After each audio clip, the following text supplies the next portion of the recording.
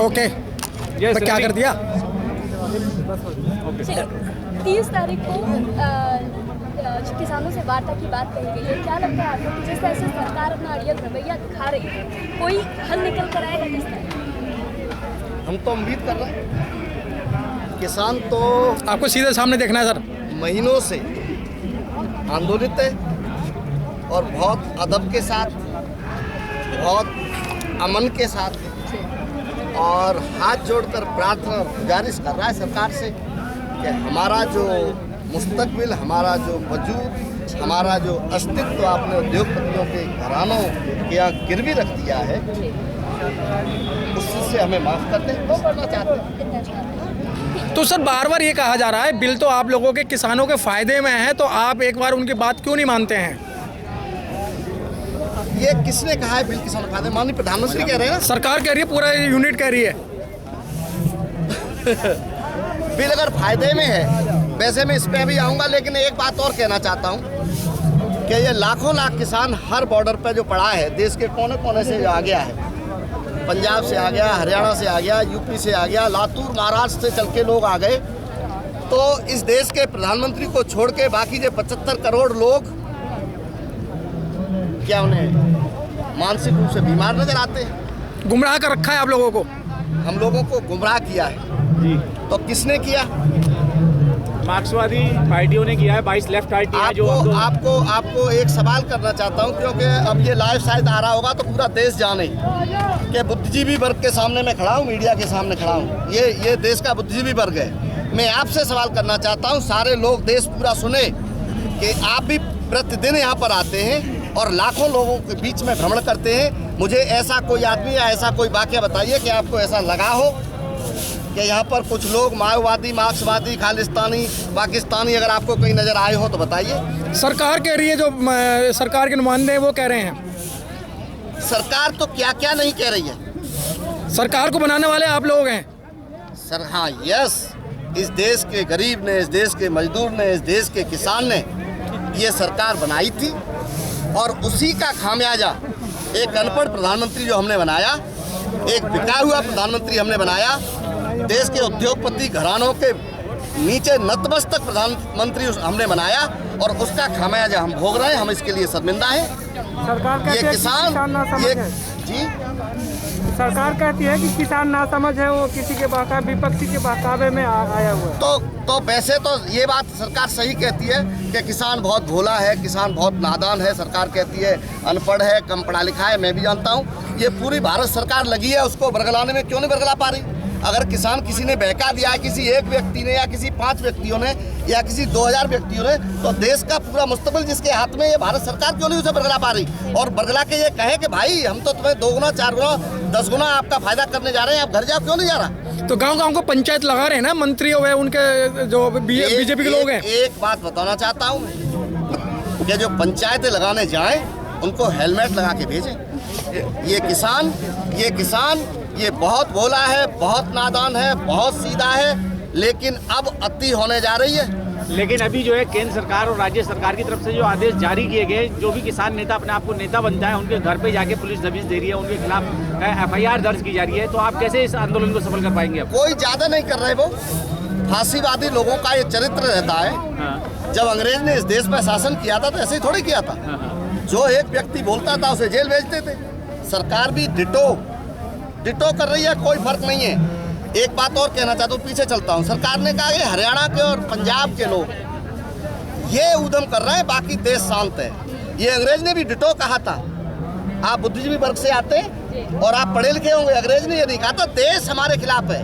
अंग्रेज ने कहा था कि भारत देश के लोग हमारे साथ हैं, भारत देश के लोग हमको चाहते हैं, हमारा शासन को पसंद करते हैं, लेकिन सिर्फ ये पंजाब के लोग और हरियाणा के लोग उपद्रव कर रहे हैं, ऐसा कहा था। और इस सरकार ने भी डिटो वही बयान दिया।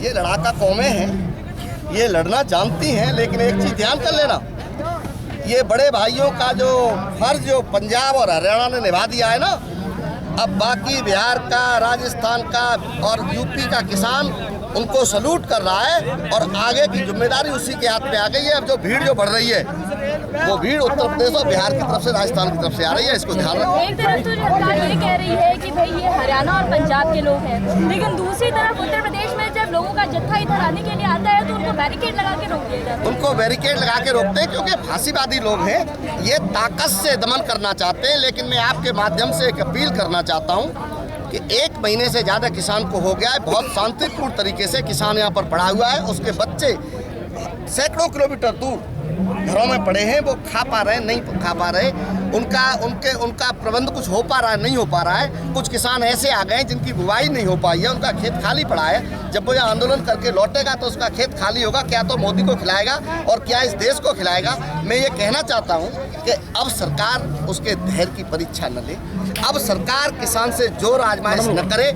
ये भोला किसान, ये नादान किसान, ये सीधा किसान, ये 75 करोड़ किसान, इसकी अंतिम परीक्षा मत लो। मोदी जी, मैं आपके माध्यम से कहना चाहता हूँ, मोदी जी, इसके हाथ जोड़ने को, इसकी प्रार्थना को, इसकी गुजारिश को आपने बहुत नजरअंदाज कर लिया है। अब नजरअंदाज मत करो। मैं कहना चाहता हूँ, सरकार से पूरी बात कर दूँ, मैं सरकार से कहना चाहता हूँ, मैं संविधान के जो जानने वाले और मानने वाले लोग हैं उनसे कहना चाहता हूं, मैं सुप्रीम कोर्ट और हाई कोर्ट से कहना चाहता हूं आपके माध्यम से कि किसान की अति परीक्षा हो गई है। इस ठिठुरन में, इस ठंड में ये महीनों से लगातार इसको झेल रहा है और अदब से और अमन के साथ झुक के सरकार को सलाम करते हुए अपनी बात कहने के लिए खड़ा हुआ है। लेकिन अति की एक सीमा होती है, अति की एक सीमा होती है। ये 75 करोड़ किसान अगर इकट्ठा हो गया और आपने इसके धैर्य को तोड़ा तो जो भी देश में होगा उसकी जिम्मेदारी सिर्फ और सिर्फ मोदी पर होगी, मोदी सरकार पर होगी। ये हम कहना चाहते हैं। मोदी सरकार के खाते में केवल 9 करोड़ किसान हैं इस देश के अंदर। आप कैसे कह सकते हैं कि यहाँ पे 80 करोड़ है या 90 करोड़ है? उन्होंने केवल 9 करोड़ लोगों को 2000 रुपए का अनुदान देके ये साबित कर दिया कि इस भारत के अंदर केवल 9 करोड़ किसान हैं। मोदी जी के खिलाफ जो बोलता है वो खालिस्तानी है, वो पाकिस्तानी है, वो चाइना से आया है, वो लोगों का बरगलाया हुआ है, वो कांग्रेस का है, वो सपा का है। एक व्यक्ति अपने हक की बात करे वो राष्ट्र विरोधी है तो मोदी तो कुछ भी कह सकते हैं। मोदी ने कुछ भी कहा है। वास्तविक किसानों ने मोदी व उनकी सरकार को समर्थन दे दिया। आप लोगों को किसान नहीं समझ रहे हैं, कैसे समझेंगे? आपके माध्यम से कहना चाहता हूं कि आप महीनों से लगातार आ रहे हैं। क्या हुआ? आपको कुछ लोग ऐसे नजर आ रहे हो जो किसान नहीं है तो आप इंगित कीजिए। बोलो। आप इंगित कीजिए, आप हमको बताइए। मीडिया के तमाम या चैनल के सामने मैं खड़ा हूं। अगर मैं आपसे सवाल करना चाहता हूं कि आपने महीनों में जो यहाँ पर घूम के देखा है, लोगों से वार्ता किया है, लोगों से बातें की है, तो आप बताइए कि यहाँ किसान नहीं है, बाकी लोग हैं, खालिस्तानी लोग हैं। आपकी क्या प्लानिंग है अभी जो है, जैसे 6 दौर की वार्ता होगी, अगली वार्ता जो है कल होने जा रही है? किसान की बेचारे की कोई प्लानिंग नहीं है।